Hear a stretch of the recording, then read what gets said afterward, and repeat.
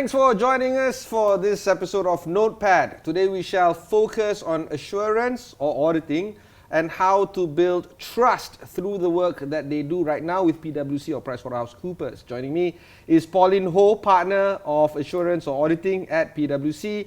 Recently concluded the Trust Builders Challenge, a competition where undergraduates can actually come together and pit their minds and ideas and present those ideas to a panel of experts. Pauline, thanks for having us this evening. Before we delve deeper into the whole conversation of how or what it makes trust very critical towards business, let's understand a little bit about the Trust Builders Challenge first. Yeah, thanks, Ibrahim. So on the Trust Builders Challenge, we started this program about 3 years ago, right? And Trust Builders Challenge is one part of the Building Trust program, right? The intent of the Trust Builders Challenge is to give the opportunities for undergraduates in Malaysia to participate in the trust conversation. So they will create a team made of 3 participants for each team and present their ideas based on the scenario that we have presented to them. The Big Four, so-called, normally conduct these kind of challenges for undergraduates. What makes PwC's Trust Builders Challenge or competition a little bit more, I don't know, different from the rest of the other Big Four companies? Well, business challenges is what you normally hear about. There aren't that many in Malaysia actually as compared to overseas. That's what we have noticed. But more importantly, Trust Builders Challenge is different from the normal challenge because it's not really talking about businesses in particular only. It's about how trust is important to business. So it goes into a scenario where, for example, trust is broken. How would you identify what's the issue? You know, who are the people involved in the particular issue, and how can the students come up with ideas on how to address it, to resolve it over a period of time. It must be said that PwC does have an area of expertise in building trust. Anywhere from your long-standing operations as an auditing company all the way to recent events where you guys were actually came out unscathed following the scandal of 1MDB.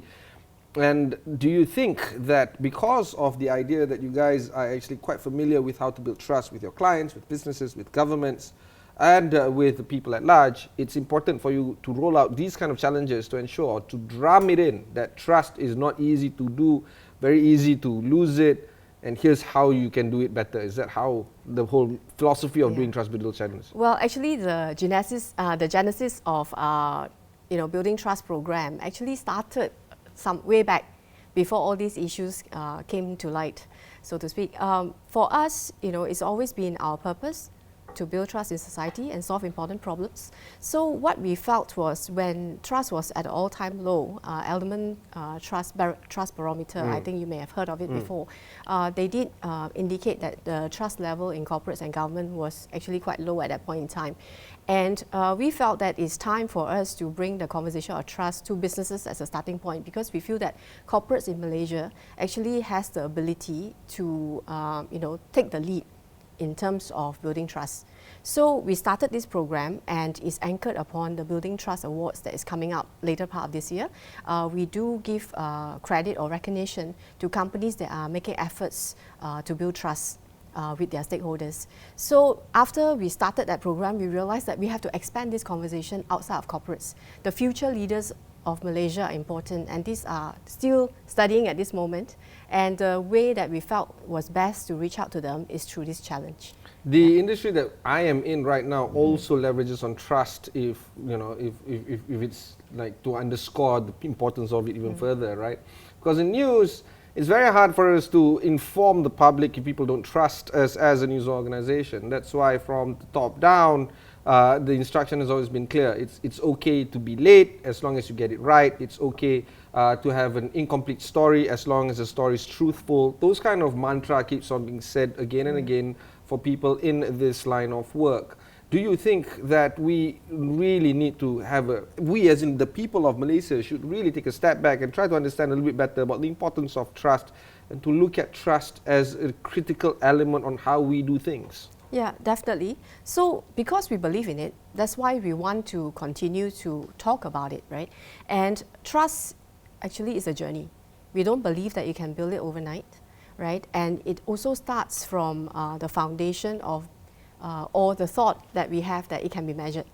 Right, a lot of people feel that trust is so intangible, you know, everyone talks about it, but how do you really measure it? And we believe that it is possible to measure trust, and trust is not only focused on one area, it's around all of us, right? So to continue this discussion on trust, we also, you know, reach out to startups this year as well, right, to basically survey them and ask them, is trust important to them? And they came back unanimously agreeing. Of course. Yeah, that I trust can is imagine important. so. Yeah. So for startups, the trust angle is slightly different because they feel that you know, it is with their employees, with the customers first, before they talk about investors, right? Whilst corporates may focus on customers and investors because they are taking money from third parties. So back to this Trust Builders Challenge, we feel that has just been concluded. Yeah, so of it's which been I was concluded. also part of it. Yes. Disclaimer here because I was part of the mentor, as they Yeah. say, doing my whatever little I can about the conversation. But yes, Yeah. tell us more about it. Yeah, so you know,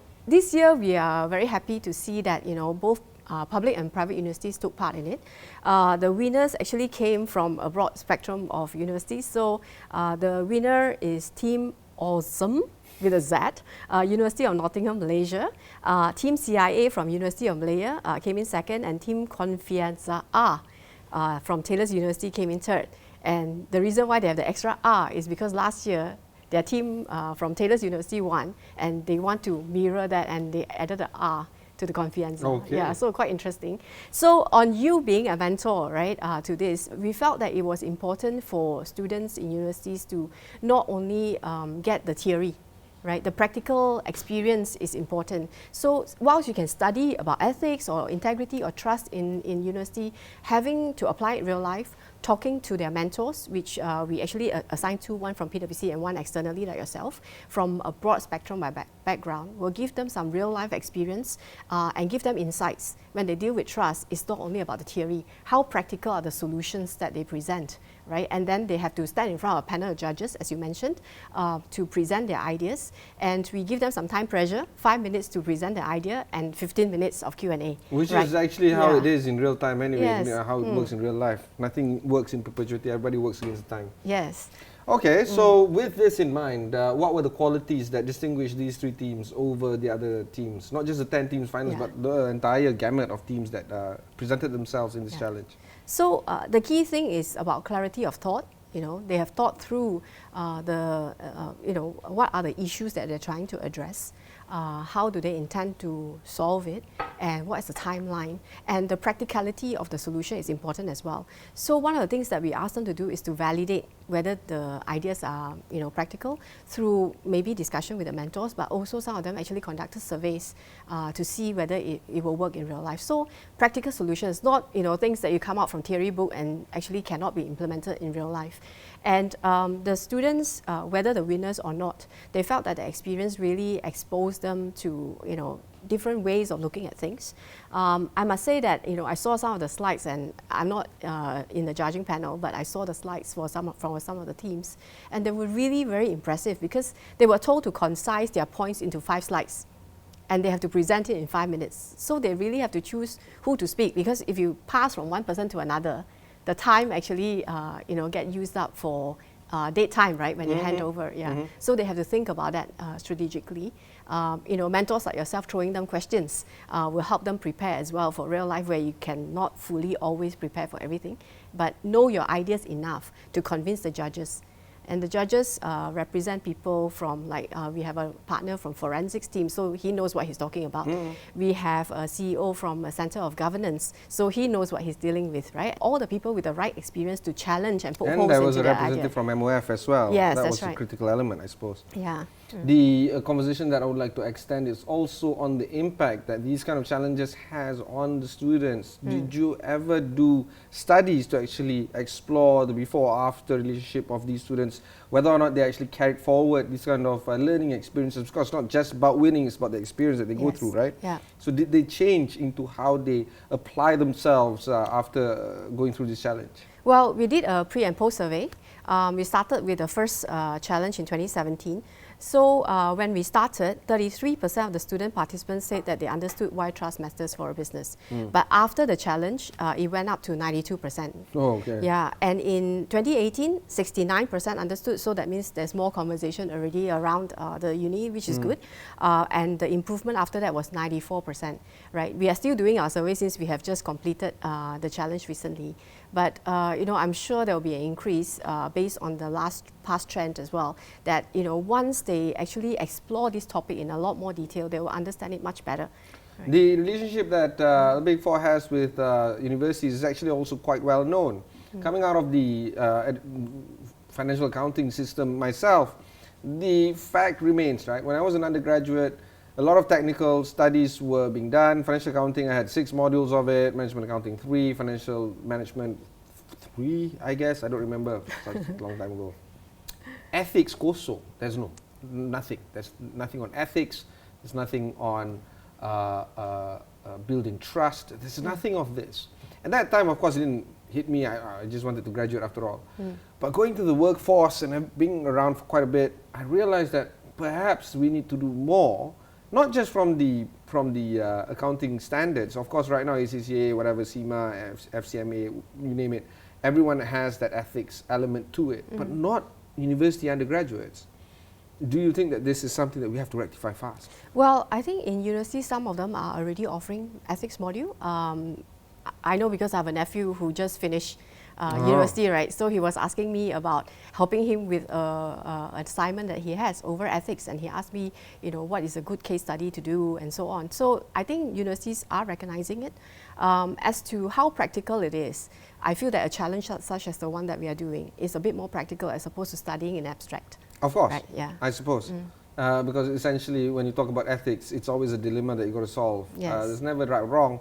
You see, the conversation that I want to draw as well is that, so my wife is currently doing master's program, it's a 4-year program, she's doing psychiatry right now, and she's well into her program, I think 3rd year right now, and the biggest element right now is not just about knowing the illnesses that she needs to solve or the kind of patient interactions that she needs to have, but also the kind of ethical and legal questions that come about through her treatment. And seeing that, you know, accountancy is part of a fraternity, just like the legal fraternity or the medical fraternity, and you name it, there's always the issue of morality and ethics and how we deal with trust. These are abstract ideas that technical people don't normally get acquainted with, all right? And of course, I'm saying this with a broad stroke. If I ask you anything about accounting, just like that, you can actually give me a response. But when we go into ethics, there's going to be a lot of thinking process involved, because you're not going into a black and white area anymore. It's no longer binary, everything's grey, there's no wrong answer. All these kind of questions start to pop up. Well, I won't say everything is grey. There's always a definite wrong answer. So, you know, for example, if you talk about accounting, right? Yes, the principles are there, but in terms of how you apply it, whether it actually, you know, come up with an outcome that reflects the underlying transaction, you know, that remains a question that we have to ask ourselves. You know, you can, you know, follow the rules and say that, you know, every single item at the end of the day, yeah, it ties with the rules. But when you read it in totality, does it really demonstrate a true and fair view of the company's performance, for example, right? That is the answer that we have to answer before we conclude. Yeah. We don't have much time. People are already crashing our studio right now. The final word or final say of you coming out of this challenge, do you think that Malaysia, corporate Malaysia, have a long way to go in terms of earning the trust from the people? I think you know, there is a lot of movement, corporates realizing and already taking great strides in terms of achieving this. I see a bright future for our young leaders coming out from universities as well, judging from, you know, the interactions I've had with them. I agree, because I did see a few presentations as well. Yes, so those are really very remarkable. energized, very passionate. So I think the future is in good hands if we continue this journey. Yeah, and I also want to thank all the universities, the lecturers. You know, they are so supportive, right, to their students to ensure that they can give time, give them advice to make it happen. Like I'd like to put a comment actually. Well. What about the involvement of public universities? I didn't see too many of them, right, as opposed to private universities? There are. I think it was Yeah. quite a fair mix, right? About 40% of the finalists or so. And we see an increased take-up rate this year as compared to last year. So we want to continue to push for public universities to participate. So as I've mentioned, right, second place was University of Malaya. Yeah. So that's good. That's good. Yeah. Yeah. Yeah. Viva UM. Right, thank you Yeah. very much, Pauline. That was my conversation with Yeah. Pauline Ho, partner of PwC. Remember, if you want to learn more about the Trust Builders Challenge, just head on to astro.awani.com, find some of our reports on that particular challenge. Also, head on to pwc.com, find out more about these challenges there. That's it from me for this particular episode. Thanks very much for watching, and goodbye. Thank you, Thank you. Pauline.